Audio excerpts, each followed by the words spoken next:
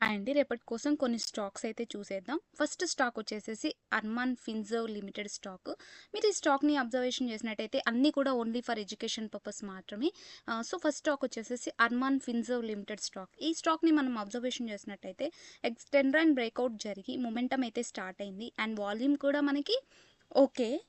ఇక్కడ మనం అబ్జర్వేషన్ చేసినట్టయితే ట్రెండ్ లైన్‌ని బ్రేక్‌ఔట్ అవుతూ కూడా మనకి హ్యూజ్ క్యాండిల్ ఈ క్యాండిల్‌లో మనకి ట్రెండ్ లైన్ అనేది బ్రేక్‌ఔట్ అయితే జరిగింది. సో, ఇక్కడ మనం ఎంట్రీ తీసుకొని ఆల్రెడీ 3, 4 డేస్ టు అబోవ్ అయి ఉండాలి. బట్ మనకి ఇక్కడ బుల్లిష్‌గా మొమెంటమ్ వచ్చింది కాబట్టి ఇక్కడి నుంచి కూడా అబోవ్ టార్గెట్ ఏదైతే మనకి ఇక్కడ లెవెల్స్ కనిపిస్తున్నాయో అక్కడి వరకు కూడా మన టార్గెట్‌ని ప్లేస్ చేసుకుంటాం. అండ్ నెక్స్ట్ స్టాక్ వచ్చేసేసి రాశి పెరిఫెరల్స్ లిమిటెడ్ స్టాక్.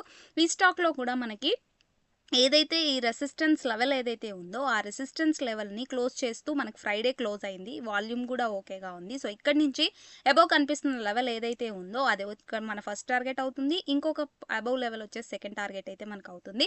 సో, ఇది కూడా మీ వాచ్ లిస్ట్‌లో యాడ్ చేసుకొని అబ్జర్వేషన్ అయితే చేయండి. అండ్ ఎవర్ రెడీ స్టాక్ కూడా థర్డ్ స్టాక్. ఈ స్టాక్‌ని మనం చూసినట్టయితే ఎగ్జాక్ట్‌గా ఇదొక సపోర్ట్ రేంజ్ నుంచి ఒకసారి బ్రేక్‌ఔట్ జరిగింది. అండ్ అక్కడి నుంచి కూడా ఆల్ టైమ్ హైకి వెళ్ళి మనకు ఫాల్ అయితే వచ్చింది. ఎగ్జాక్ట్ సపోర్ట్ నుంచి మొమెంటమ్ అయితే స్టార్ట్ అయింది. సో, ఇక్కడి నుంచి కూడా అబోవ్ ఈ లెవెల్ ఏదైతే మనకు క్రాస్ అవుతుందో అక్కడి నుంచి కూడా మనం అబోవ్ ఎంట్రీ తీసుకోవచ్చు. సో, ఇక్కడి నుంచి మనం ఇది మండే అబ్జర్వేషన్ చేసి ఎంట్రీ అయితే ప్లాన్ చేసుకోవాలి.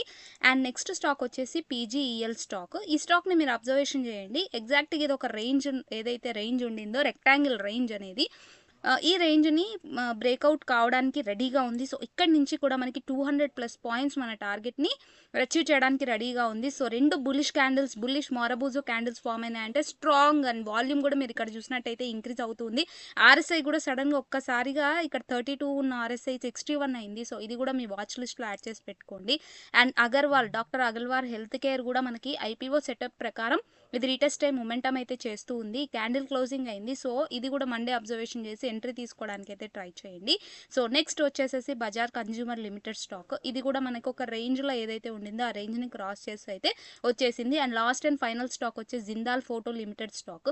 ఈ స్టాక్ కూడా మనకి ఆల్ టైమ్ హైలో ఉంది ఈ స్టాక్. మనకి ఎగ్జాక్ట్‌గా ఈ లెవెల్ ఏదైతే ఉందో, ఈ లెవెల్ మనకి ఇక్కడ అబ్జర్వేషన్ చేసినట్టయితే సెప్టెంబర్ 25 అనేది రీటెస్ట్ అయ్యి ఇక్కడి నుంచి కూడా మనకి ఒకటే రేంజ్‌లోనే ఉండిపోయి ఉండింది. అండ్ బ్రేక్‌ఔట్ అయితే మనకి థర్స్‌డే అండ్ ఫ్రైడే ఏదైతే ఉన్నాయో క్యాండిల్స్ అనేవి క్లోజ్ అయ్యాయి. సో, ఇక్కడి నుంచి కూడా మనము ట్రైల్ చేసుకుంటూ వెళ్ళాలి. ఒకవేళ రేపు మనకి ఈ లెవెల్ కన్నా డౌన్‌వర్డ్ ఓపెన్ అయింది అనంటే వెయిట్ చేసి ఎంట్రీ తీసుకోవాలి. ఎందుకంటే ఇది ఆల్రెడీ ఇక్కడి నుంచి కూడా మనం అబ్జర్వేషన్ చేసినట్టయితే ఎగ్జాక్ట్‌గా ఇది 23% ర్యాలీ అయితే చేసేసింది కాబట్టి రీటెస్ట్ అయ్యాక మొమెంటమ్ చేస్తుందా? లేదా ఇక్కడి నుంచి ఇంకా ఆల్ టైమ్ హైకి వెళ్ళిపోతుందా అనైతే చూడాలి. ఇది ఎక్కువగా మనకి వాల్యూమ్‌తో ఉండలేదు.